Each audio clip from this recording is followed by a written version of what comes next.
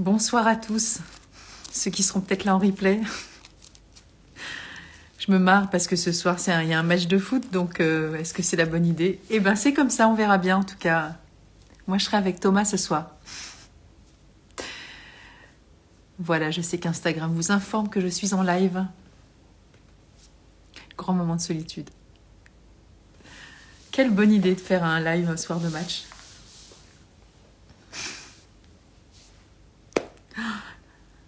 C'est comme ça. Vous reverrez en replay sur Instagram ou sur YouTube, c'est comme ça. Donc je vais aller inviter Thomas.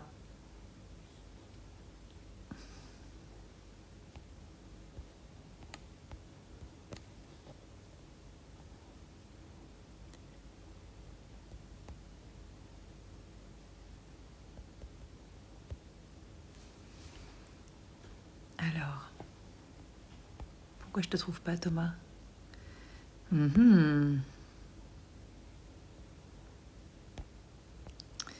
Alors. Ah, voilà. Ah, voilà quelqu'un. Coucou. Salut Thomas. Salut, tu m'entends? Enchantée et merci d'avoir accepté l'invitation. Avec plaisir. J'essaie de me Merci cadrer un pour peu, de me l'invitation. syntoniser avec ton cadre, que je sois pas, j'ai pas la tête énorme à côté de toi. Ah,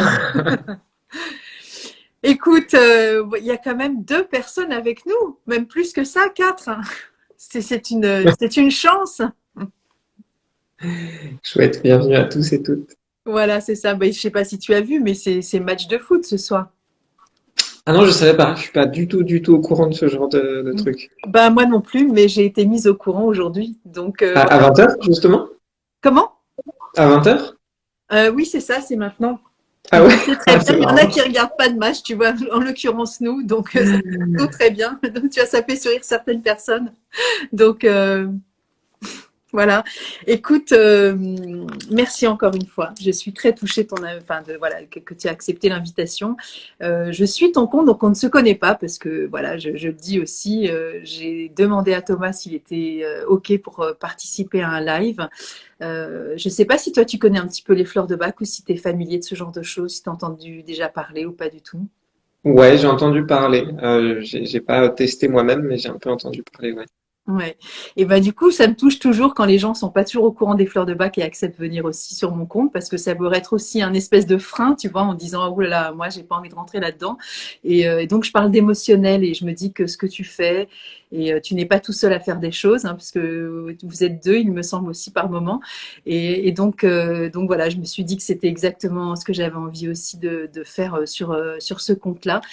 Donc, je te laisse aussi parler un petit peu de, voilà, de ta présentation, entre guillemets, si tu as envie de parler évidemment de ce que tu fais de façon générale. Et puis, la thématique ce soir, ce sont les injonctions sexuelles. Je disais tout à l'heure dans la story, c'est presque un cours de diction, ce titre-là.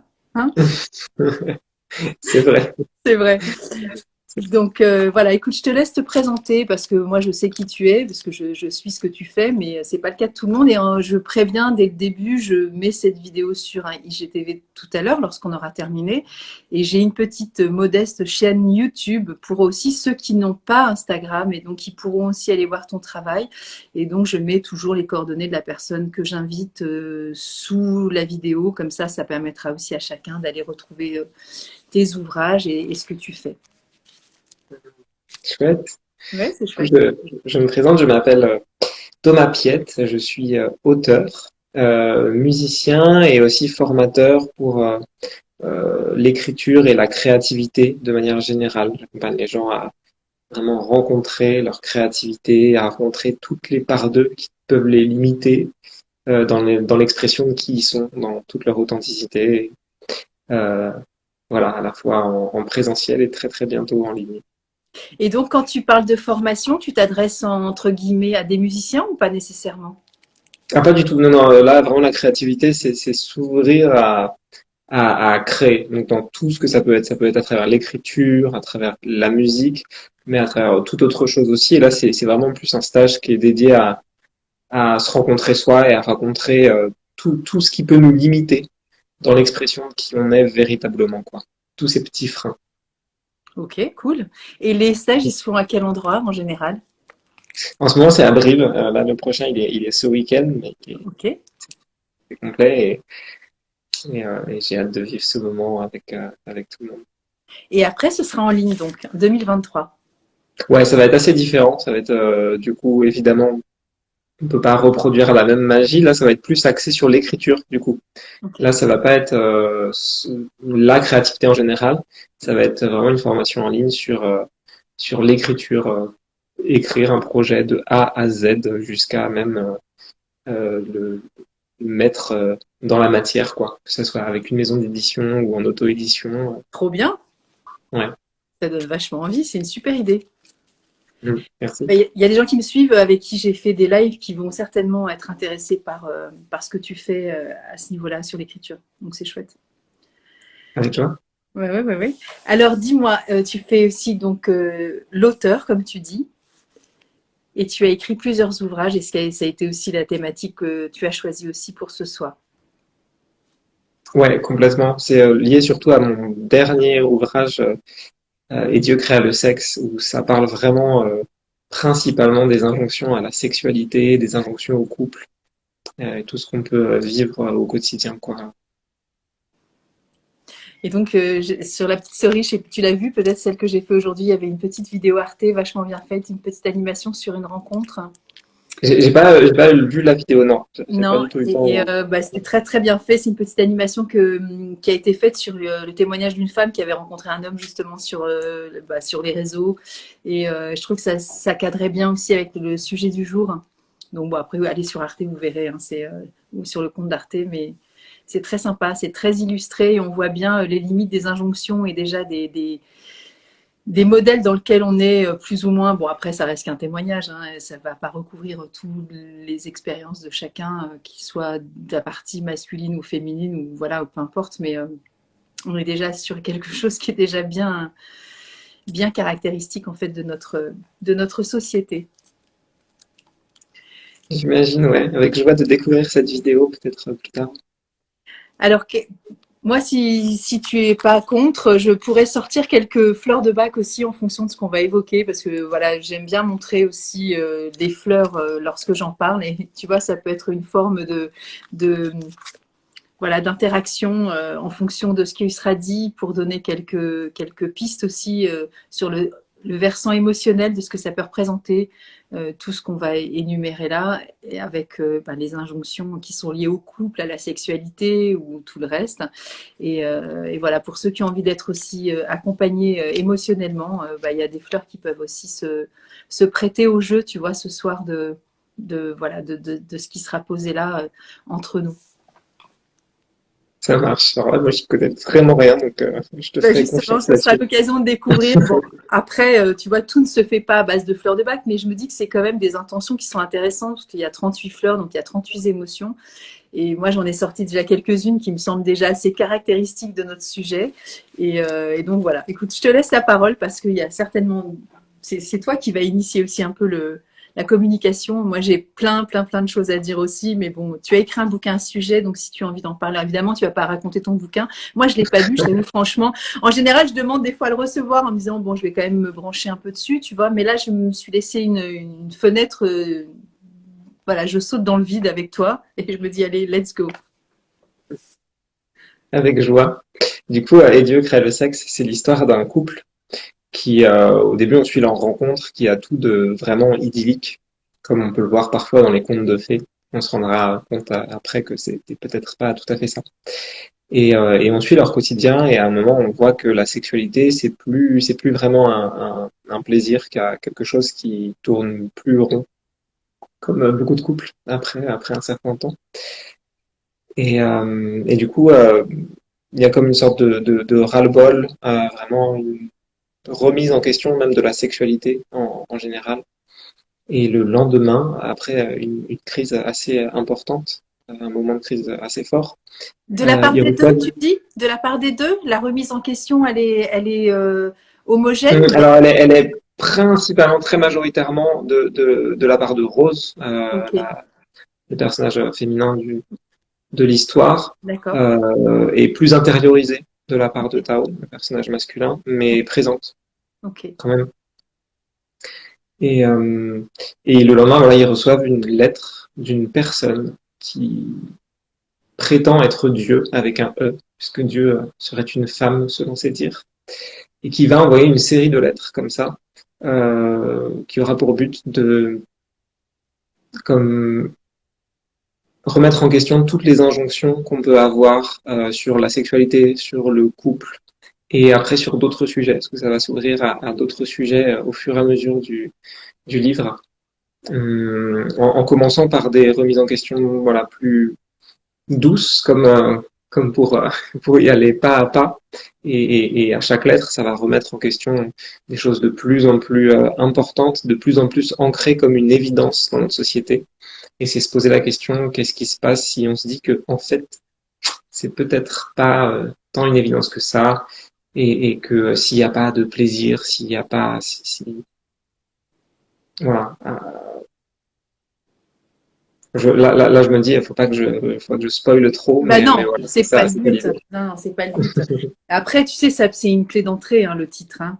Donc après, on peut aussi broder sur tout ce qu'on a entendu sans forcément déflorer tout le bouquin, parce que c'est évidemment pas le but. Et cette part de mystère, elle est vraiment importante aussi. Et puis ça fait partie aussi de, voilà, de la lecture, donc on ne peut pas raconter le livre, c'est évident. Et du coup, ce que je trouve intéressant dans cette démarche, c'est que tu donnes des clés aussi pour le lecteur pour pouvoir éveiller sa conscience. Alors j'imagine que tu n'es pas là comme un éveilleur de conscience, quoique bon, tu écris des bouquins, tu es auteur, et il y a certainement une, comment dire, euh, il y a une intention derrière hein, quand on écrit. Soit on va déposer un témoignage, soit on a quelque chose à hurler, soit on se dit ça va peut-être faire bouger quelques lignes. C'est une expérience personnelle, c'est mêler tout plein de choses. Est-ce qu'il y a une intention derrière, justement, de faire bouger quelques lignes ou de faire éveiller? Parce que là, on est dans l'ère de MeToo. Enfin, voilà, tu es un jeune homme aussi. Une génération, moi, je vais avoir 60 ans, donc tu vois, j'imagine que j'ai le double de ton âge. Et donc, forcément, moi, ça fait appel aussi à des histoires et de la mémoire, tu vois, que j'ai vécu, puis j'ai vécu aussi des maternités. Donc la sexualité, elle évolue aussi en fonction de ton corps qui bouge, de ces enfants qui arrivent. Le couple n'est plus le couple, c'est le couple qui accueille aussi. Enfin, il y a tout plein de choses sur ces injonctions aussi.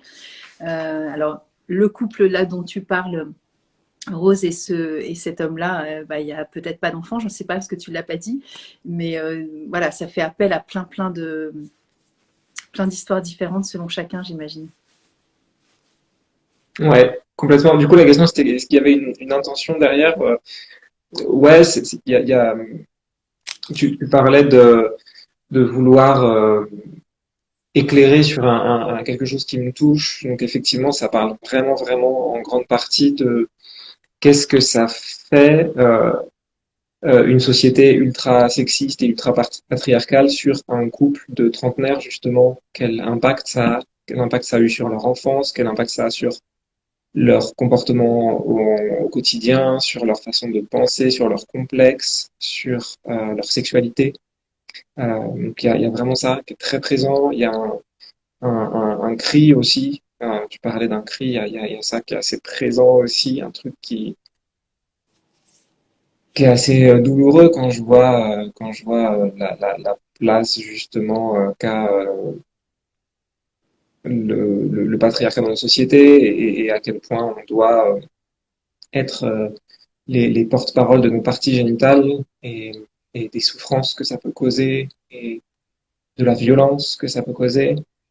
Et, et puis il y a aussi cette intention de toujours, qui est un peu présent dans tous mes livres, de remettre en question des injonctions, ce qu'on peut parfois considérer comme des évidences. Tout à Voilà, fait. juste se poser la question, comment c'est si on fait autrement? Ouais, si on faisait autrement et comment se défaire aussi des fois de ce que tu alors voilà, ce qu'on vient d'appeler l'injonction, mais qui peut paraître effectivement comme des évidences, notamment tout ce qui va être de l'ordre de la sexualité. Alors tu parlais des parties génitales et de voilà du côté patriarcal. et de tout ce qui va être aussi autour de tout ce qui va être la pornographie ou l'utilisation en tout cas de la sexualité, qui est quelque chose qui peut être galvaudé, détourné, voire détruit, euh, erroné. Je ne citerai pas tous les mots de vocabulaire, mais il y a quelque chose de cet ordre-là. Non, mais voilà. Et du coup, je vais parler de walnut. Tu vois, c'est une fleur qui nous parle aussi de cette façon qu'on a d'être détourné de nous-mêmes, tu vois, d'être influencé. C'est-à-dire que quand on est un jeune couple ou quand on sort de l'adolescence, on est un jeune homme, une jeune femme et on découvre peut-être la personne avec laquelle on a envie de donner son corps aussi, il y a toutes ces injonctions-là, justement, qui des fois chahutent aussi les convictions profondes. Et Walnut parle de ce côté éponge, tu sais, qu'on peut avoir, de prendre justement de plein fouet, de plein pot, tout ce que l'on entend, voit, traversent et qui vont impacter notre propre conception de ce qu'on était, parce que ce que l'on est au départ, il y a des choses très acquises. Alors bien sûr, on est éduqué aussi, ça dépend si on a évoqué la sexualité ou pas en famille, dans quel vivier culturel, éducationnel aussi on a évolué. Alors, c'est la part de l'inné et de l'acquis, elle est un peu délicate en termes de sexualité. Non, mais c'est vrai qu'il y a des familles, il y a des gens qui évoluent dans des familles où il n'y a pas de filtre, en fait. La sexualité, c'est borderline quand même pour certains enfants qui évoluent, qui viennent des adolescents, des jeunes adultes. Et puis, il y en a pour lesquels il n'y a absolument aucune information. Donc, tout ça, c'est aussi à prendre en compte. Mais donc, voilà, je trouvais que c'était intéressant de la citer parce que on fait le tri comment, en fait. C'est compliqué, quand on est deux personnes qui se rencontrent avec deux cultures différentes, on n'a pas les mêmes avis, on n'a pas les mêmes émotions par rapport à ça aussi.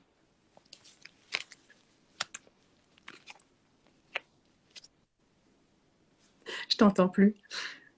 Je disais, c'est très juste. C'est très juste, ouais. Et du coup, par rapport à ça, justement, qu'est-ce que tu peux dire tu viens de parler d'organes génitaux et de ce patriarcat. Comment tu vis, toi, cette relation à ces injonctions en tant qu'homme? Parce que c'est ton point de vue et tu ne représenteras pas tous les hommes de ta génération non plus et de toutes les générations. Euh, Comment ça se passe là pour toi? Ouais, il y a un truc qui est très présent et qui a été longtemps présent et assez violent pendant toute mon adolescence où c'était blindé de chez blindé de diverses injonctions qui ont complètement dessiné, coloré et imposé un truc à ma sexualité et à ma vision de la sexualité où il y avait quelque chose de très hétérocentré, donc où on m'a appris toute ma vie que faire l'amour c'était uniquement avec la pénétration et que s'il n'y avait pas de pénétration, on ne faisait pas l'amour. Il y avait quelque chose de l'ordre de la performance où à partir du moment où on fait l'amour, il faut que ça soit long, il faut que ça soit dans tant de positions, il faut que ça soit avec du bruit, avec des mouvements, voilà, un truc très très très imposé aussi au niveau de la fréquence où on m'a appris que il fallait si tu faisais l'amour moins de tant de fois par semaine, bah t'étais pas tout à fait normal ou t'étais pas censé être tout à fait épanoui. On m'a appris par rapport à l'apparence des corps de chacun et chacune, que voilà, un corps d'homme, c'était censé ressembler précisément à ça, et que en dehors de ça, c'était soit trop, soit pas assez, qu'un corps de femme, c'était censé être exactement comme ça, et qu'en dehors de ça, c'était soit trop, soit pas assez.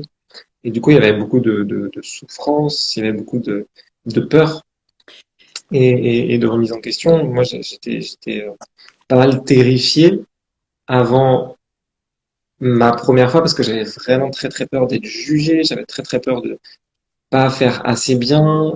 Je pensais même pas au plaisir en fait, ni au mien ni au plaisir de ma partenaire. Je pensais à Comme tu dis, à la performance. que c'est ça. Il y avait vraiment ce truc de performance et ce truc de il faut le faire. Voilà, je suis un homme donc euh, un homme vierge à tel âge. Et ben, il y avait quelque chose, une sorte d'image de honte qui venait avec ça. Et,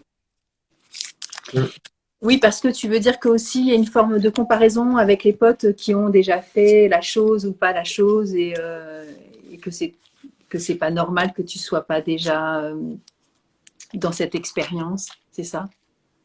Ouais, ouais, il y avait un truc comme ça, ouais. Ouais, Des potes on peut lire dans les magazines, voir dans les films, dans les séries, un ouais, truc de, ouais, une sorte d'âge maximum après lequel c'est un peu honteux de pas l'avoir fait, qui est complètement illusoire et problématique et dangereux parce que ça peut amener un truc où on se respecte plus, où on c'est clair. respecte plus nos envies, nos désirs, nos limites. Donc c'est super problématique. Mais moi, c'était vachement présent dans mon adolescence, quoi. Ouais, ouais, ouais. Après, moi, j'ai éduqué, voilà, deux garçons et une fille, et je sais qu'ils ont chacun eu leur expérience qui était vraiment différente. Donc, c'est ça qui est drôle aussi en tant que parent, c'est de voir comment, même avec la même éducation, tu vois, chaque individu, donc je parle de mes enfants, hein, mais à sa propre énergie, son propre caractère, sa propre perception. Alors évidemment, ils ont côtoyé évidemment des amis différents, etc. Mais c'est marrant de voir comment eux aussi ils évoluent de façon singulièrement différente, tu vois. Et je pense qu'on a chacun aussi notre. Ouais, ouais, c'est ça qui est. Je ne sais pas si tu as des frères et sœurs, mais c'est pareil dans ta fratrie ou celui de ta compagne. Voilà, et c'est ça qui est beau aussi, ce qui est enrichissant. Et en même temps, bah, c'est là aussi, c'est un vivier à névrose aussi, parce que quand c'est pas équilibré et que ça va mal, bah, c'est là où justement on se dit qu'on est blessé et qu'on est meurtri. Et du coup, ça dysfonctionne à la vie d'adulte parce que il y a des comportements qui sont déviants et qui sont déviants par rapport à nous aussi. Hein, c'est pas simplement une déviance avec une norme, mais c'est qu'on n'est plus en phase avec ce qu'on doit faire en fait et de ce qu'on doit être. C'est là où on va pas bien finalement. Parce que moi, je parle de fleurs de bac et d'équilibre émotionnel, et du coup, tu vois, tu les as citées, les fleurs de bac là pour moi, avec le manque de confiance en soi, vois, la dévalorisation, de se comparer aux autres, de cette notion de performance, ça c'est la fleur large, tu vois. Je dégaine mes fleurs, mais bon, en même temps, c'est un sujet de conversation qui peut être intéressant. Et puis les peurs. Les peurs, toi, tu as parlé de terreur, mais ça peut être une peur, juste la peur, la peur d'y aller, parce que la peur de se lancer aussi dans cette aventure, c'est la fleur Mimulus. Et puis, tu as parlé de cette culpabilité aussi, tu vois, de cette notion qui est très forte aussi bah, chez l'homme et chez la femme, de ne pas être normé ou de ne pas faire les choses comme il le faut, etc. Et de faire tout le temps des reproches. Et de ne pas être dans cette quête de liberté, de découverte dénuée de justement cette forme de pression aussi qui, qui bloque en fait et qui fiche toute la spontanéité. Tu parlais de créativité dans ton travail. Et ben pour moi, la sexualité, c'est quand même le grand vivier de la créativité. Hein. Non Ça peut seulement. l'être, ouais, Ah bah oui, ça peut l'être. On peut être très très créatif en fait. On n'est pas obligé non plus de se normer à des magazines ou des films en fait. Tu vois? bien sûr. Ah Hein. ouais, on peut, ouais, bien sûr, c'est pas du tout évident de sortir de ça. Et, et, et, euh, et ceux qui ne le font pas, je ne suis pas qu'il y ait la moindre culpabilisation ou quoi que ce soit, parce que c'est vraiment pas évident de sortir de tout ça. C'est des années d'hypnose collective presque et permanente à chaque fois qu'on regarde un magazine, qu'on ouvre un livre, qu'on allume la télé, qu'on échange parfois avec des gens. Donc il y a vraiment quelque chose de très très très ancré. Mais bien sûr, ça peut aussi être quelque chose de magnifique avec énormément de créativité. Et la créativité, elle peut aller même, même très très loin dans un truc qui est en dehors pour beaucoup de gens de ce que eux pourraient considérer avec une vision plus normée, comme même de la sexualité, quoi. Complètement. C'est pour ça que pour moi, c'est vraiment un chemin initiatique la sexualité. C'est pas simplement deux. Enfin, c'est pas simplement, c'est déjà énorme, deux corps qui s'assemblent. Quand on le prend de fait, c'est un truc quand même assez magique. Mais c'est le résultat de beaucoup d'alchimie et c'est intellectuel, c'est cérébral, c'est mêlé de plein plein de choses la sexualité. Donc forcément pour moi la créativité elle a vraiment sa place quoi. Et dans cette liberté aussi que nous avons aussi, quand je parle de créativité, c'est cette autonomie aussi qu'on a de se rendre responsable aussi de cette sexualité et pas de la remettre sur un compte de on m'a dit que, tu vois. Je trouve que c'est reprendre aussi les rênes de sa responsabilité, de son plaisir aussi. Alors sans parler de grandes théories de tantrisme, etc., parce que c'est pas le sujet, mais quoique bon, ça peut être un sujet aussi. Mais après, bon, voilà, il faut, bon, j'allais dire, il faut s'y connaître, pas nécessairement. Je pense que le tantrisme, on peut le vivre à sa façon, tu vois, sans avoir forcément fait des grandes études indiennes par rapport à ce qu'on peut ressentir. Alors, je sais pas, il y a peut-être une définition très précise du tantrisme, je sais pas, mais je sais pas du tout si tu vas là-dedans, toi, dans l'écriture de ce livre et dans ça. Ça parle pas vraiment de tantra, c'est plus vraiment euh, ça parle vraiment des injonctions à la sexualité, quoi. Toutes les injonctions à la sexualité qu'il peut y avoir et qu'est-ce qu'on fait avec ça. Et comment on s'affirme, comment on dit non, comment on se transforme, comment on lâche complètement tout ça et comment on arrive à sortir de notre chrysalide et retrouver la vraie quintessence de ce que nous sommes. Il y a ça, il y a vraiment comment on dit non. Il y a une grande partie qui est sur le consentement Ouais, euh, et qui est très importante pour moi.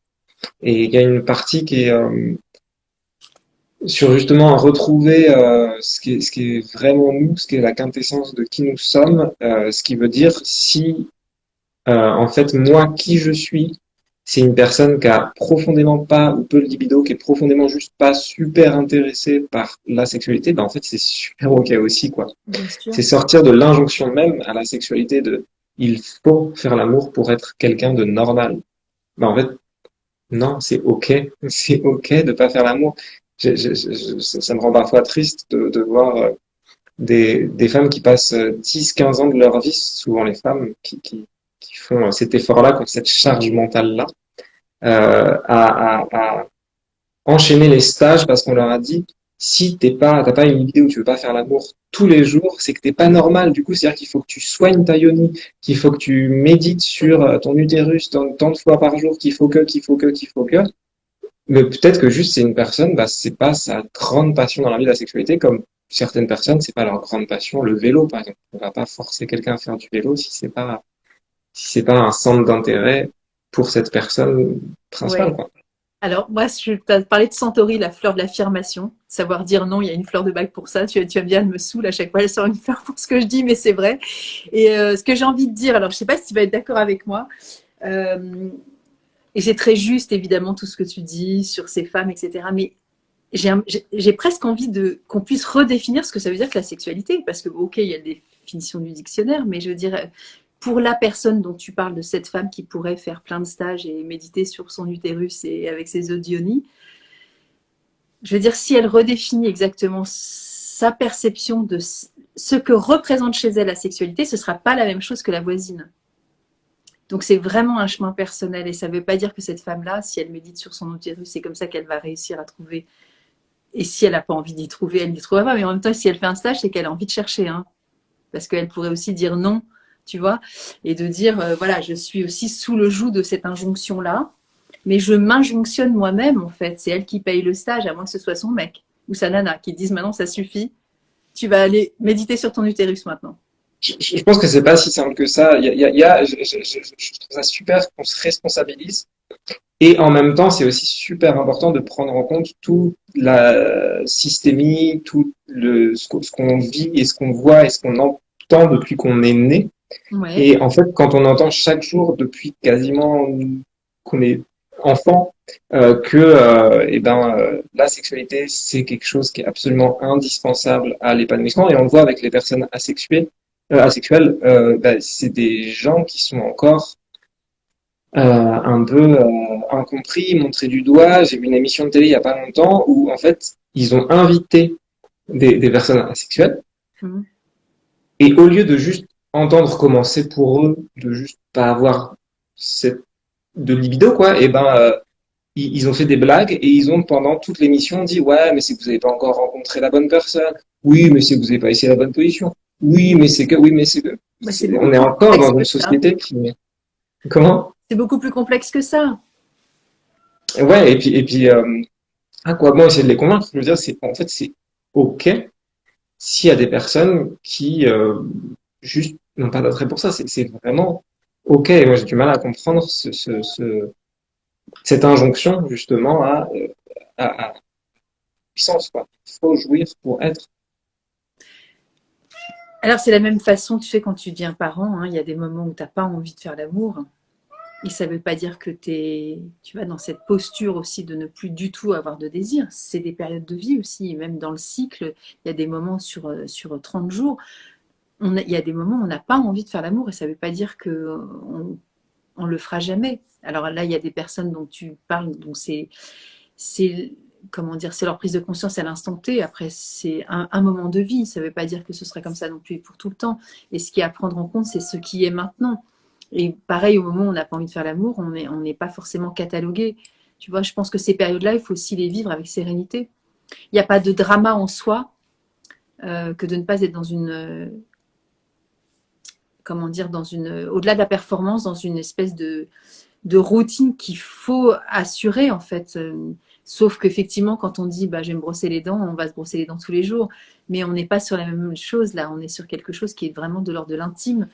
Donc chacun est libre de faire ce qu'il veut finalement. Après, ça reste que des expériences qui sont à l'instant T. On est tous pareils, on évolue. Donc on évolue avec ce qu'on est. Et puis il y a des personnes qui ont eu aussi des expériences de vie qui sont suffisamment traumatisantes pour pas aussi avoir envie d'aller au-delà de ce qu'ils ont vécu. Donc c'est aussi une façon de mettre un terme à une approche de l'autre parce que le traumatisme aussi a été là. Ouais, faut être très vigilant avec ça parce que ça peut être assez insultant de dire que tous les asexes, par exemple, seraient des traumatisés. Ah non, je ne fais pas le lien du tout. C'est pas Ah du non, tout non, un. c'était un autre sujet pour moi. C'était pas le lien du tout. Ah non, non, c'était pas du tout mon propos parce que non, non. Puis je serais qui pour dire ça, j'en sais rien. Ah non, non, non, c'est pas du tout le propos. Non, non, c'était un autre sujet pour moi. Ok. Non, non, non, bah non, c'est pas possible parce que tout le monde a une histoire différente. Donc, et toutes les personnes qui ont eu des problèmes et des troubles de sexualité liés à l'enfance ne réagissent pas de la même façon. Donc, non, non, pas du tout. Oui, et il y a des gens qui n'ont eu vraiment aucun trouble et aucun trauma et juste Bah, encore heureux. qui sont asexes, quoi. Parce que maintenant, on parle plus facilement aussi de cette notion aussi de vie. Voilà. Avant, je pense que c'était beaucoup plus caché aussi. Il y avait je pense on pensait que c'est comme tout le monde, on est un peu minoritaire quand on n'a pas l'occasion de s'exprimer, mais ça ne veut pas dire qu'on l'est finalement. Maintenant, on en parle plus facilement, c'est aussi simple que ça. Et on les invite sur les plateaux télé, donc c'est cool. Ouais, bon, les questions elles sont encore très, très stigmatisantes et pas du tout encore dans l'ouverture de qui ils sont et de ce qu'ils vivent, mais c'est déjà un pas vers. Alors peut-être rester dans l'écoute active de nos besoins et de ceux de l'autre, sexuel ou non, et développer l'empathie. Mais oui, complètement. L'empathie, l'écoute, et encore une fois, on est tellement différents. Comment déjà, avec nous, c'est déjà tellement de l'ordre de la découverte de la sexualité, parce que ça passe d'abord des fois par nous avant de rencontrer le corps de l'autre, des fois pas du tout. C'est en rencontrant l'autre qu'on découvre notre sexualité. C'est pas le cas de tout le monde, hein, mais bien sûr qu'il y a des histoires différentes. Et puis, bah, quand deux personnes se rencontrent, bah, ça fait quand même deux. Donc, c'est des fois très complexe aussi. On a des histoires tellement singulières que ça ne matche pas toujours aussi spontanément l'un et l'autre. Il y a des fois cette magie qui fait qu'on le dit souvent, c'est une alchimie exceptionnelle. Mais bon, c'est une histoire d'odeur, une histoire de peau, une histoire de confiance, une histoire de plein plein de choses. Donc des fois, ça ne Ouais, fonctionne bien pas, sûr. tout Ça simplement. arrive. C'est la vie. Il n'y a pas trop de... Bah, merci beaucoup Gladys, hein, c'est super gentil. Il n'y a pas de questions au sujet des injonctions sexuelles. Je remonte un petit peu les gens, mais non, non, il n'y a pas trop de commentaires. Non, juste des gens qui viennent et qui partent.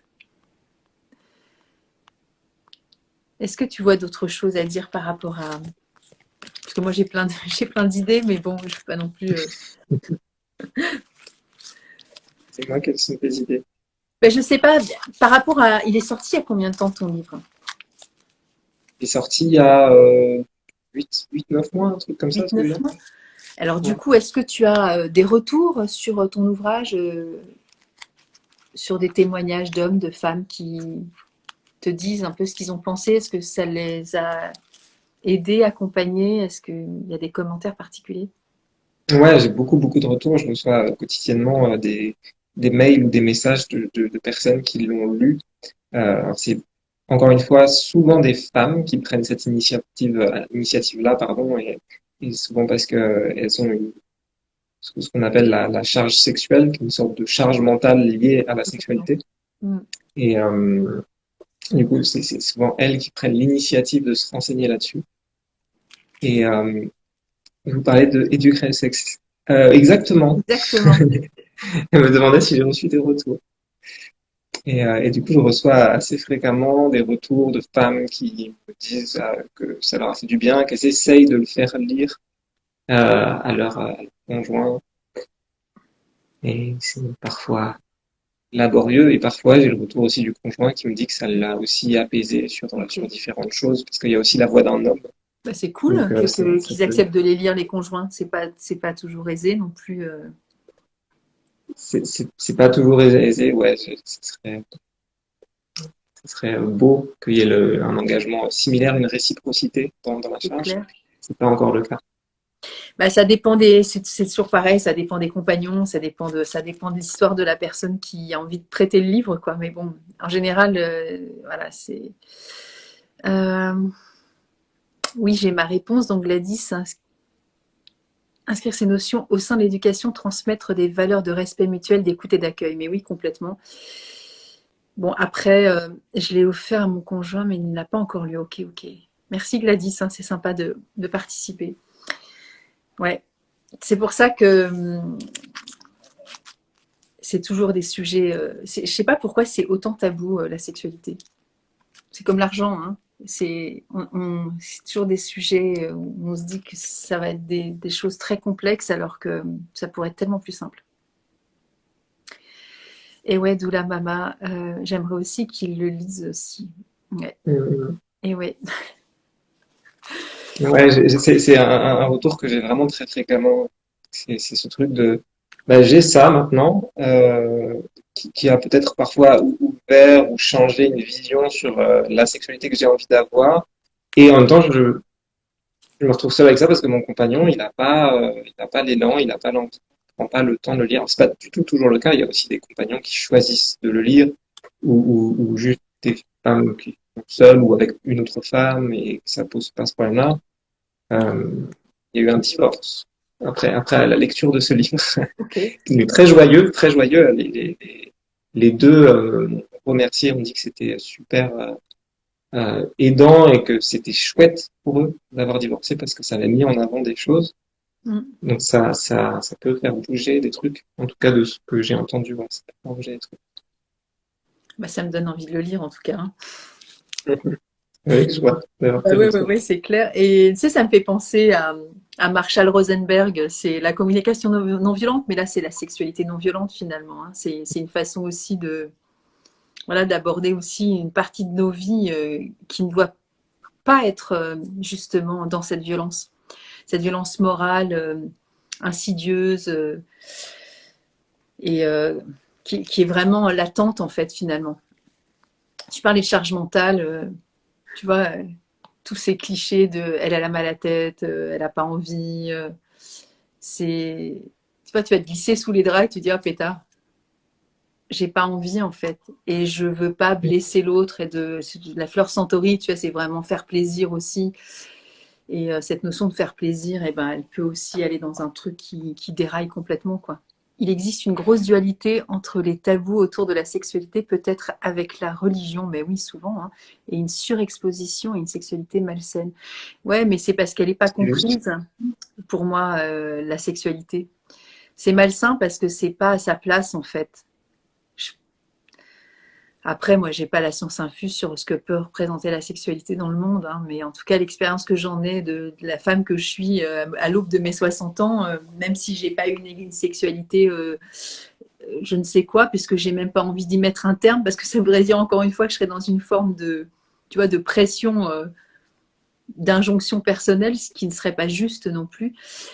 Mais je trouve que voilà, cette sexualité, elle est malsaine puisqu'elle est pas à sa place en fait. Je pense qu'il serait juste la remettre au niveau de la relation humaine dans cette simplicité-là. Et Moi, ce qui m'a pas parlé, c'est comme tu parlais justement de la communication non violente et de cette honnêteté, cette sincérité et cette confiance, parce que ça demande de la confiance aussi complètement. pour pouvoir ne plus dire bah là je peux pas parce que, mais dire bah, en fait là j'ai pas envie, là j'ai plus de désir depuis tant de temps, je me pose des questions, ça me fait peur, ou peut-être qu'au contraire je suis complètement indifférent, tu vois, à cette non libido que j'ai depuis 3 semaines, c'est super ok pour moi. Comment ça, toi d'entendre ça, je me demande, ça révolutionnerait le monde, en fait, s'il y avait cette confiance-là et cette communication-là, où on Et ce dit les respect, choses, on partage ce qu'on ressent. ouais. Et le respect, tu vois, j'avais sorti la fleur Vine, qui est la fleur de l'autorité, de la domination, de cette notion bah, justement de devoir en fait à l'autre le plaisir et ou la sexualité maintenant en fait. Et ouais, cette notion de consentement, et ben si je ne consens pas, j'ai pas à être obligé, contraint en fait. Hein. Et ça, c'est super compliqué. Alors, je ne sais pas si c'est toujours le cas de l'homme qui ne veut pas lire le bouquin parce que ce ne serait pas juste, mais il y a certains couples, et bien sûr, qui dysfonctionnent parce que justement, il n'y a pas cette notion d'écoute-là et on n'est pas sur la même longueur d'onde, en fait, de compréhension et d'état d'ouverture de conscience. Alors après, il n'y a pas cette notion de jugement hein, chez moi, mais il y a évidemment un décalage. Et en même temps, des fois, voilà, on s'est choisi à des moments donnés de nos vies, hein, quel que soit l'âge, et on a le droit d'évoluer. Et des fois, on n'évolue pas dans la même direction. Donc c'est là où justement bah, le divorce peut aussi pointer son nez parce qu'il y a quelque chose aussi qui dysfonctionne fondamentalement.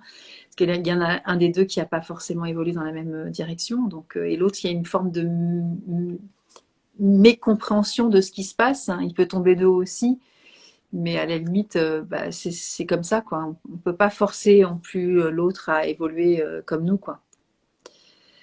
C'est Euh, sûr. En revanche, on peut se dire, tiens, là, ça me convient plus du tout cette relation. Et pour moi, la séparation n'est pas du tout un échec, c'est parfois une immense victoire. Immense, ouais, immense, immense victoire. je suis d'accord peut-être pour la personne qui initie la séparation, mais peut-être que l'autre, il peut aussi ne pas se remettre en question, tu vois, avec beaucoup de velléité, en disant, écoute, je comprends pas, je tombe des nues, Mmh, ça a toujours été comme ça, c'était vachement bien, pourquoi tu te barres, quoi, mmh. tu vois. Ah ouais, ouais, carrément, mais Ouais, ça me semble ok, hein. ouais, Enfin, c'est ok d'être triste de la séparation et en même temps, ça me paraît invraisemblable de rester avec quelqu'un pour être sûr de pas le bousculer ou pour c'est être clair, sûr. on est d'accord. Voilà. Et justement, que- on arrive aussi tous et toutes avec des sacrés bagages, des sacrés boulets en ce qui concerne l'image de la sexualité et de la domination. Complètement, Et je crois que c'est Gladys qui parlait tout à l'heure de la religion, bah, juste ce truc de devoir conjugal. complètement. Justement, c'est un peu ça aussi qui Très culpabilisant, fait beaucoup de mal au consentement et qui donne cette impression que on doit le plaisir à l'autre et que par-dessus tout, la femme doit se doit mettre au plaisir. son corps à Exactement. son compagnon, quoi. Dans les couples hétérosexuels, en tout cas, c'est waouh. Donc ça, c'est la fleur coupable. Hein. C'est voilà, c'est Pine quand on est coupable de ne pas honorer le plaisir de l'homme de façon quotidienne, on pourrait dire même hebdomadaire. Et puis alors Gladys a évoqué cette notion de est-ce qu'il n'y a pas aussi un lien avec la blessure de rejet lorsque le partenaire dit non? Bah évidemment, parce que moi je dégaine toujours mes fleurs, mais bon, ça c'est chicory, c'est tu me le dois bien en fait. Hein. C'est je t'aime donc tu dois me faire plaisir ou j'ai fait ça, donc voilà. Il y a cette notion de chantage aussi dans l'amour, hein, qui est cette notion aussi qui va mettre de la pression. Et donc l'autre, pour pas se faire rejeter, et bah, va aussi souvent faire parce que il est aussi c'est une forme de manipulation mentale aussi, hein, que de mettre des conditions à l'amour. ou à la sexualité. Ouais. Ouais, ouais, je pense qu'il y a ça qui est très très présent et il y a aussi un truc où on nous a toujours appris aussi que le non, c'est pas un cadeau qu'on fait à l'autre de je t'offre mon nom parce que j'ai assez confiance en toi et en moi pour là poser mes limites et m'écouter et écouter ce que j'ai vraiment envie. Mais on a au contraire appris que le non, c'était justement, c'est exactement ce qu'il disait, c'était un truc de rejet de si je te dis non, c'est que je ne t'aime pas, c'est Donc que je tu ne ne te m'aimes pas, désire et pas. moi j'ai besoin C'est ça. d'amour, et ça n'a rien à voir en fait. C'est Et je rêve d'un monde où on voit chaque nom comme un cadeau absolument inestimable. À chaque fois que quelqu'un me dit non, je pourrais être comme, ouah, mais merci de t'écouter, merci de prendre soin de toi, merci de prendre soin de notre relation, merci de prendre soin de tes besoins, comme c'est précieux, merci, merci, merci, merci. Et tu as parfaitement raison. Et ce monde existe déjà, hein, puisque tu le vis. Mm. On peut dire que tu Il l'incarnes. existe dans certains microcosmes. Ben oui, mais bon, tu sais, on est là pour ça aussi, je pense. Hein. C'est dans ces Mm. moments-là qu'on se dit qu'on est vraiment vivant et que ce qu'on a à y faire, c'est vraiment chouette aussi de pouvoir l'expérimenter, tu vois, pour pouvoir le transmettre. Et, euh, et voilà, mais c'est vrai que tu es une génération voilà, qui a un éveil de conscience exceptionnel, mais voilà, il y a du boulot, hein, parce que tout le monde n'a pas ta C'est sûr. génération, et oui, non, non, parce qu'après, il y a des fondamentaux, tu vois. Il y a beaucoup de frustration, des gens qui font aussi semblant que tout va bien dans leur couple, dans leur sexualité, et que c'est pas du tout la réalité, en fait. Et il y a beaucoup de honte, justement, tu vois, de culpabilité, de honte à ne pas être, à ne pas être bien dans sa relation de couple et donc dans sa sexualité. Il y a beaucoup de gens qui ne passent pas par la parole, par le dialogue, tu vois, et qui vont vivre pendant des années dans cette forme de, tu sais, no man's land de taiseux, tu vois. C'est un sujet qu'on n'aborde pas en fait, alors qu'il y a une partie d'eux qui est vraiment blessée et qui aimerait aussi accéder à cette forme de tendresse, d'écoute, d'éveil du corps, de retrouver le plaisir, le désir, tu vois, le côté charnel, juste être lové l'un l'autre, tu vois, s'étreindre et tout, et c'est complètement mort en fait. Tu vois, comme s'ils avaient fait le deuil de cette partie de leur corps et que de toutes les parties du corps, parce que la sexualité, c'est pas que lié aux organes génitaux, hein, c'est c'est triste aussi, tu vois, cette forme de deuil en fait à cette sexualité aussi qui n'est pas présente en fait, tu vois, qui n'est pas nommée, nominative, disable et compagnie. Ouais, je pense que le deuil, il est aussi dans. S'il y a un deuil, en tout cas, ça peut être aussi dans un endroit où je me sens pas écouté, quoi. Où j'ai essayé d'en parler quelques fois et en fait, je me suis jamais senti écouté et accueilli dans ce que j'avais à dire. On m'a expliqué que mes ressentis, ils étaient pas légitimes, que, je sais pas, par exemple, mon manque de libido, il est pas légitime, il est pas normal, que, voilà, ça, c'est assez tragique. Ou que ma libido n'est pas normale, parce que il peut y avoir aussi du désir très, tu sais, très Ouais, puissant par moment de la part d'un homme ou de la part d'une femme, hein, et qu'elle soit pas non plus écoutée, tu vois. c'est très juste. C'est très juste parce que ça nous est tous arrivé d'avoir des fulgurances de désir et puis ben non, c'est non en fait. Et quand ce non revient de façon systématique, bah, si effectivement il n'y a pas. Alors je sais pas, je pose la question. Est-ce que dans ton livre, cette Dieu au féminin, elle propose aussi une tierce personne, genre thérapeute de couple ou quelque chose qui pourrait aussi, parce que c'est elle qui joue peut-être ce rôle-là aussi dans le bouquin, mais voilà, pour pouvoir justement proposer un dialogue et une communication, tu vois, sur ce couple. Elle joue un petit peu ce rôle-là C'est et à un ça. moment, il y a une rencontre plus ou moins fortuite d'une sexologue, Ok. effectivement, et il y a la possibilité. Mais c'est pas du tout une séance de thérapie, cette scène-là. Non. C'est quelque chose de très, très, très inattendu. Ok. Euh, Ne le dis pas. mais oui, il y a quelque chose comme ça.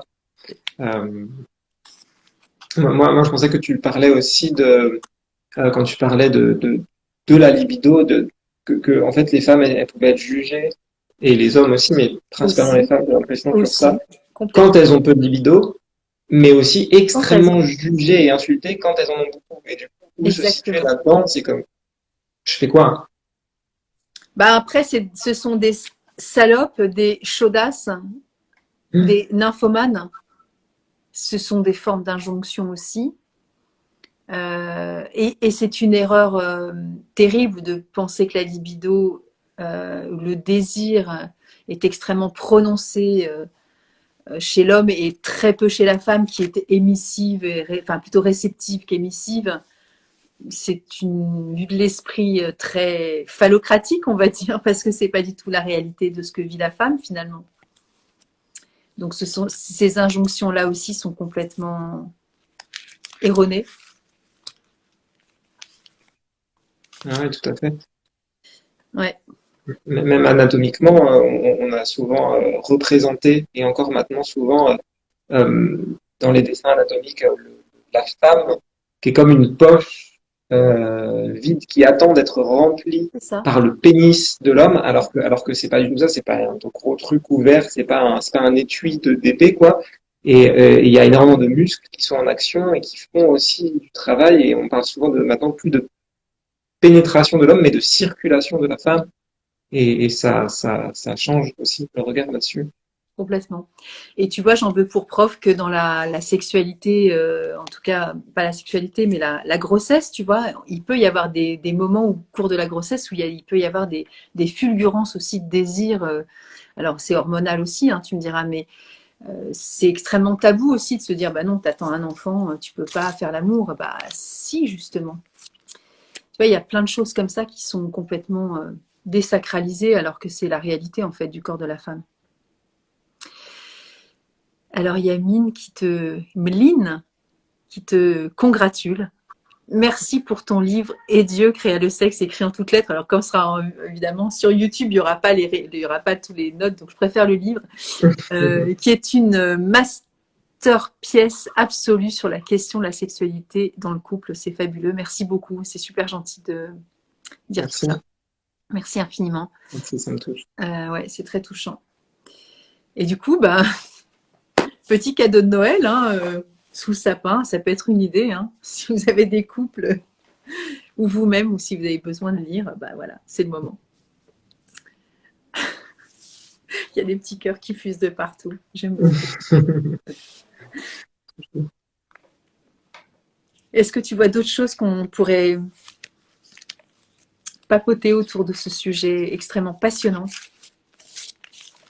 Ouais, c'est clair que c'est un sujet vaste et très passionnant à fond. Euh, je sais pas, est-ce que toi tu avais d'autres questions en tête, d'autres réflexions en tête? Alors moi, tu vois, je travaille avec toutes mes émotions qui sont là et du coup, ça me fait partir dans des trucs. Tu vois, j'étais partie sur cette fleur-là qui est la fleur des répétitions. On dit la répétition des mêmes erreurs. En fait, c'est comme si tu faisais des expériences et qu'elles n'étaient pas acquises et que tu recommençais sur la même chose. Et j'aime bien cette notion-là pour cette thématique de se dire qu'il y a des moments où on est complètement embrayé dans une espèce de quotidien où il y a des formes de mécanismes qui se répètent et on n'a toujours pas compris que ça ne fonctionnait pas, mais on refait la même chose.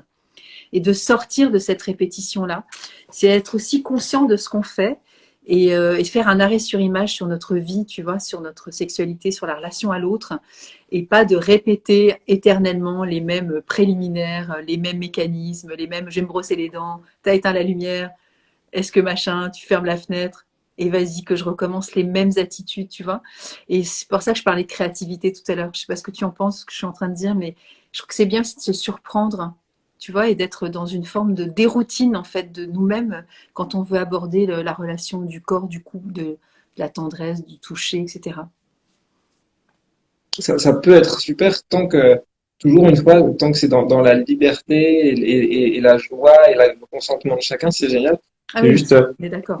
pour certaines personnes, ça peut devenir presque une injonction. Ah, il faut que ça soit nouveau tout le temps, il Ah faut oui, c'est pas le qu'on soit sujet non plus. créatif. Oui, oui, tout à fait. Ouais, bien sûr. Ouais, C'est ouais. c'est pour ça que j'aime toujours amener Ouais, ouais, je une, comprends ce que tu veux dire. voilà.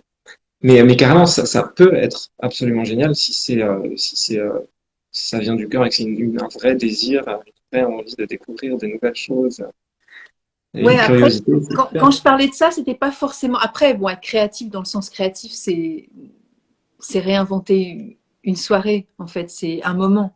C'est sortir de son mécanisme d'automatisme. Tu sais, comme si on était programmé à faire des choses, en fait.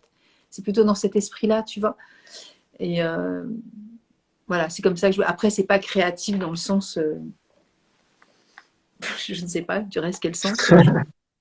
Non, mais bon, tu vois, voilà. Mais on n'est pas obligé d'être dans l'innovation. C'était pas ça dans le terme créativité, mais être créatif dans le sens où voilà, on peut sortir de nos mécanismes de répétition, d'autant plus quand on sait que ça fonctionne pas. C'est surtout ça. Quand ça fonctionne, c'est ok. Mais c'est quand on n'est pas bien et quand on se plaint l'un l'autre qu'il faut sortir de ce truc-là. Quand tout est ok, on n'a rien à faire finalement. Si c'est bien, c'est bien. Donc j'arriverai pas à dire le nom de la personne parce que ce sont que des lettres de consonnes, donc il y a pas voilà, c'est pas grave. Ce truc du vagin qui est une poche à remplir, ça entretient d'ailleurs l'idée que les femmes prennent beaucoup de plaisir à la pénétration, peu importe le contexte. Oui, et du reste on nommait, alors maintenant on commence beaucoup à en parler du clitoris et de sa fonction, mais c'est quand même très très récent cette notion-là. Dorian, merci Dorian, c'est gentil. J'adore. Merci Dorian, c'est C'est très juste. plus facile à lire pour mes yeux, hein. Mais ouais, évidemment, complètement d'accord, Dorian. Il y a quelque chose qui est aussi injonctionnel aussi dans cette notion très freudienne du pas de plaisir avec le clito et donc le vagin, si tu n'es pas vaginal, bah, en fait tu n'es pas une jouisseuse, donc tu es une, je sais pas, tu passes à côté de ta Tu es vie, quoi. immature, hein, pour Ouais, reprendre les termes de c'est Sigmund. exactement. Ouais, c'est quelque chose. Même à quel point toutes les recherches sur l'anatomie féminine sont récentes, ça en dit très très très très long sur l'intérêt qu'on qu'on portait à ce sujet-là, quoi. Complètement. Ça fait très peur. Et moi, je me souviens justement quand j'étais très jeune, voilà, c'était il y a quelques années. Mais ouais, j'avais eu un compagnon, je devais avoir voilà une vingtaine d'années, et qui m'avait dit mais t'es plutôt vaginale ou clitoridienne. Et je me disais quoi, de quoi tu me parles en fait? J'avais pas compris en fait, je comprenais pas qu'on puisse dissocier mon corps en fait. Euh, j'ai pas compris le sens de sa question et ça s'est pas très bien passé du coup. Euh, c'est c'est très choquant en fait tout ce qui s'est passé. Alors maintenant, c'est vrai qu'on arrive dans des ères maintenant où la parole se libère énormément et on remet en question tellement toutes ces années voilà, d'acquis sur lequel on s'est bien reposé sur le cerveau bien frontal, hein, avec beaucoup de connaissances et beaucoup de savoir de ces grands sages, n'est-ce pas? Mais qui sont un peu obsolètes, hein, on pourrait dire. Ouais, c'était des croyances, des histoires racontées plus que du savoir, je pense, pour la plupart. Oui, enfin, savoir dans le sens où ils se sont mis dans des postures de sachant, hein, on va dire. Clairement. Hein? Ah ouais, c'est clair, ouais. Dorian, Et unique sachant. ouais, exactement. Alors, plus c'est aussi ce qui mène les hommes à s'imaginer presque qu'on adore aller voir la gynéco juste parce qu'il y a la pénétration. Exactement. Exactement. C'est très délicat parce que éduquer nos enfants à la sexualité sans rien dire et en étant dans le respect. Moi, je sais que j'ai toujours été extrêmement respectueuse et j'ai parlé, mais vraiment avec respect. Quand il y avait de l'attente aussi, j'ai pas j'ai pas initié des conversations non plus pour provoquer. Et j'ai toujours été là et je sais que c'est un sujet qui est délicat et on voit bien les enfants qui évoluent avec nous, ils sont tout petits, prennent le bain, machin, ils découvrent leur corps. Après, ben, on peut pas se promener à poil devant les parents, on ferme la porte. Enfin, je veux dire, c'est très cadré en fait. C'est normal. Et après, on devient préado et on se pose des questions et on ne sait pas si on doit en parler aux parents ou pas. Enfin, on en parle entre nous quand on est môme, puis voilà, ça évolue et après, voilà, on fait 1,75 m, on a des poils, on parle comme ça. Et puis un soir, on vient voir sa mère dans la cuisine et on dit, oh, tu sais, voilà. Et puis, et ça part comme ça et ça discute. Mais il y a des familles, ça se passe pas comme ça et c'est très compliqué aussi. Et puis, ouais, moi, j'ai vu des trucs, mais j'ai entendu des choses horribles où il y avait des enfants aussi qui voyaient presque des films porno avec leurs parents. Enfin, je veux dire, Mm. donc comment évoluer aussi dans ce monde-là, quoi, hein, quand c'est tout ça, c'est... Bon, il y a Freud et il y a tout ça, mais il y a aussi nos histoires de famille qui sont quand même vachement lourdes pour certains. Donc, Complètement, ouais, ça joue énormément, ouais. L'impact du cadre familial, ça peut être énormissime. c'est déterminant. Sans compter ce que disait tout à l'heure, c'est Gladys, de parler voilà, de ce côté aussi. La religion est quand même très, très prégnante sur certaines personnes. Ouais, ouais, ouais, complètement. Moi, je m'imagine qu'il y a quand même une majorité de familles dans laquelle la sexualité a été très, très, très, très peu abordée, voire cachée, mis comme tabou, etc. Euh, J'imagine qu'il y a plus souvent cet extrême-là, mais oui, l'extrême. Enfin, voilà. Vu que j'ai pas d'enfant, Oui.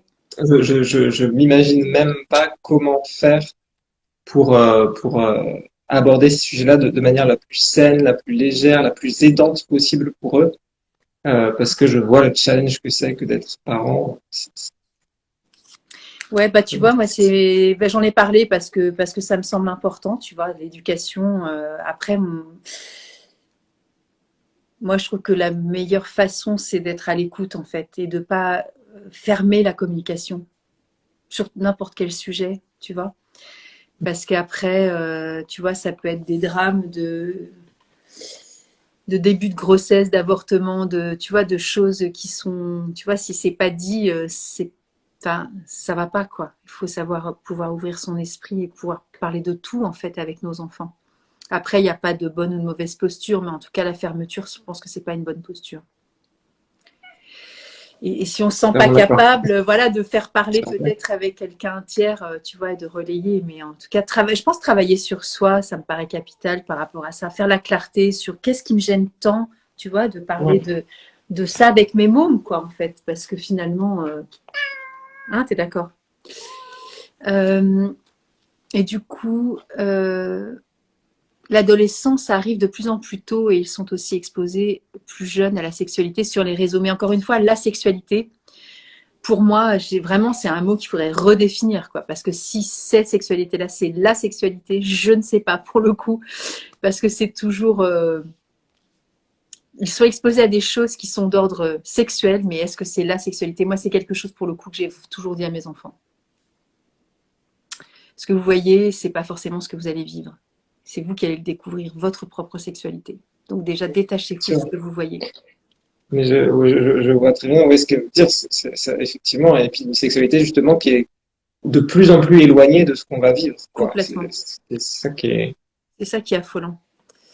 Je Ouais. crois que la clé, c'est ce qui est tabou retrouve une dimension sacrée. Passer de l'acte mécanique de la procréation à une connexion d'âme à âme, à travers le corps.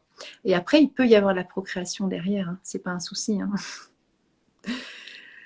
Ouais, je pense que tout est OK, parce que Mais oui, ça peut devenir une nouvelle injonction à il faut qu'à chaque fois qu'on a un rapport, ça soit un truc sacré d'âme à âme, où je exactement, sens vibrer tout mon corps et je complètement. vois Dieu dans les yeux.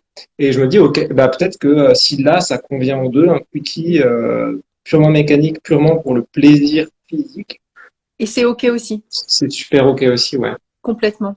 Et c'est ça qui est bien, c'est quand on peut en parler aussi avec son compagnon ou sa compagne, de savoir si voilà, c'est OK que ce soit que mécanique et très sauvage et très dans l'instant. Et si l'autre est pas dans cette énergie-là ce jour-là, de dire bah OK, moi c'est pas mon truc, moi j'ai envie de voir Dieu à travers tes yeux, donc c'est OK, on le fera demain, on va le programmer demain. On est d'accord que demander le consentement pour chaque position, c'est du viol. Je comprends pas. De ne pas demander peut-être, Ah, j'imagine. pardon, je suis désolée, je sautais un mot. Oui, oui, complètement. Ça change. Bah voilà, moi je vois pas très bien avec mes lentilles. Alors, alors tété, c'est quoi? Tout le temps? Je sais pas, tu veux les voir? Psycho. Alors, pour répondre à ah oui. Ah d'accord, c'est Tété, le TPS, le temps genre des mecs? Oui. tout le temps, les mecs me prennent, me mettent dans des positions sans me demander, ou genre ils me disent mets-toi comme ça, et me mettent dans la position sans me demander. Oui, merci. carrément. C'est gentil. Bah ouais, bah du coup, ouais, c'est extrêmement maladroit. Je pense il y a une forme de maladresse et de non-écoute et de respect, voilà, de la personne dans ces moments-là. Et en même temps, j'ai envie de dire, c'est aussi à nous de poser les limites. C'est très délicat, hein, après, mais en même temps, ça me paraît incontournable, quoi. Parce que si un truc, Ouais, ouais, mais c'est vraiment plus facile à dire qu'à faire. Poser les limites. Ça peut être extrêmement difficile parce qu'on vit quand même dans un système où on nous a peu appris à poser les limites. On nous a appris que dire non, ça pouvait être potentiellement blesser l'autre et après se faire rejeter soi. Et ça, c'est aussi à l'autre à le prendre en compte de toute cette systémie. Il y a aussi le physique, concrètement, hein, quand on est dans une position de stress intense ou de peur, on peut être dans de la tétanie. Donc on ne peut pas dire non quand on est dans de la tétanie. C'est absolument impossible de dire non. Donc à aucun moment laisser penser que c'est à la personne de dire non parce que non, en fait, on doit éduquer d'abord les gens au consentement et à ne jamais imposer le moindre acte, à toujours demander effectivement là c'est ok. En fait, le oui, il est révocable, il est pour un seul truc. Donc ça veut dire qu'à tout moment tu peux dire non, même si le rapport il a commencé. Et quand tu dis oui à une position, tu dis oui uniquement à cette position-là. Donc c'est-à-dire que le consentement il est à renouveler pour une nouvelle position. Le consentement, ça ne veut pas dire, parce qu'il y en a qui se moquent en disant il faut signer un formulaire à chaque fois. Non, ça peut être, c'est pas forcément poser la question, est-ce que c'est ok pour toi si on passe dans cette position-là, nanana, pendant tant de temps?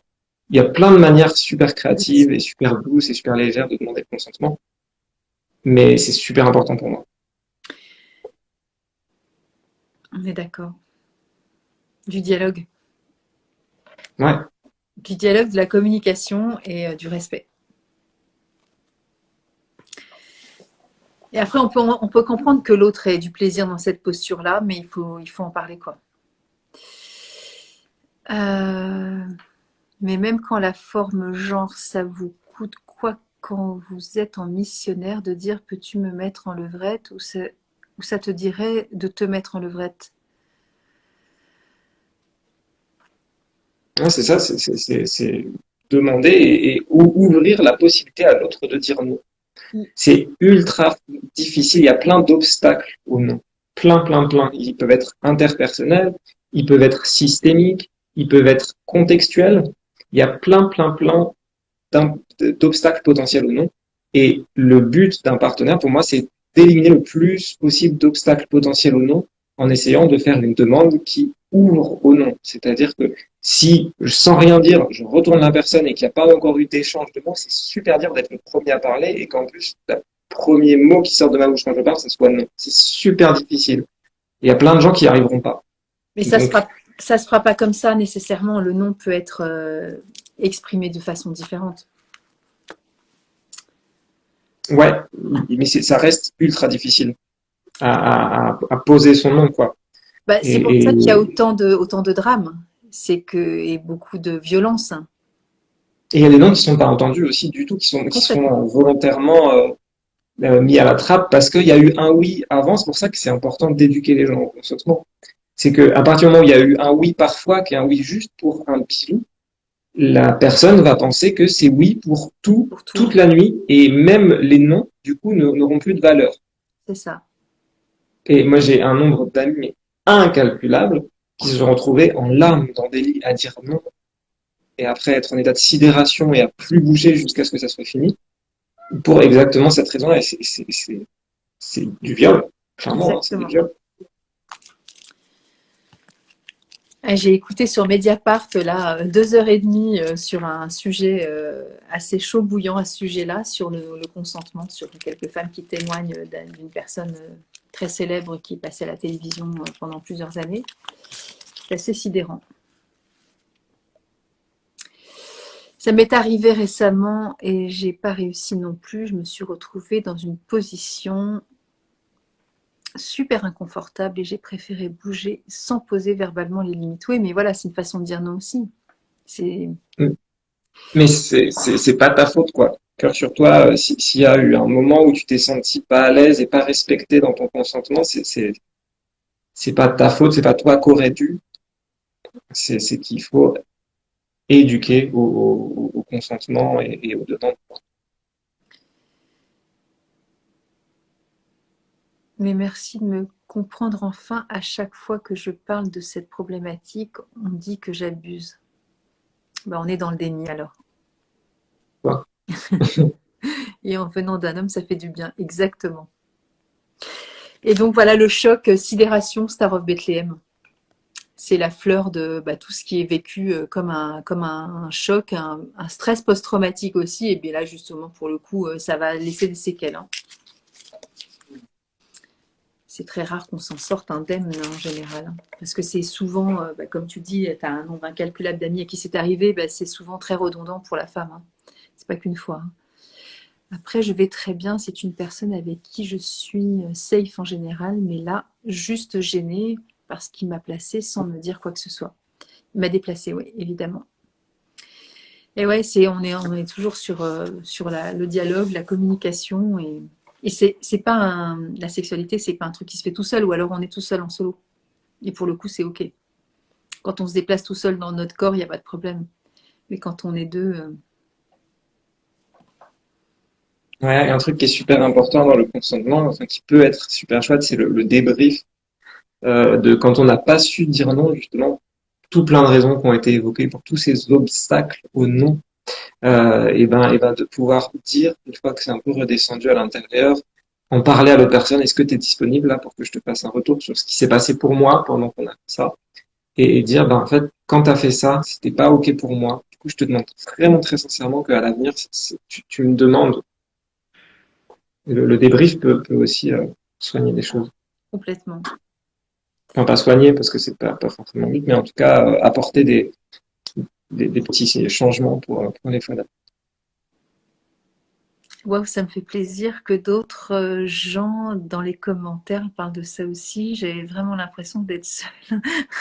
À qui ça dérangeait? Bah non, c'est ça qui est bien. On est tellement nombreuses à vivre ça. Et c'est tellement souvent minimisé que parfois c'est difficile d'en parler, mais c'est super que vous en parliez, c'est super. Exactement.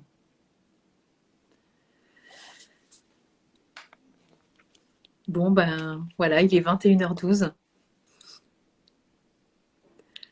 Merci pour ce moment. On a fait un grand tour, oui. Merci à toi, Thomas.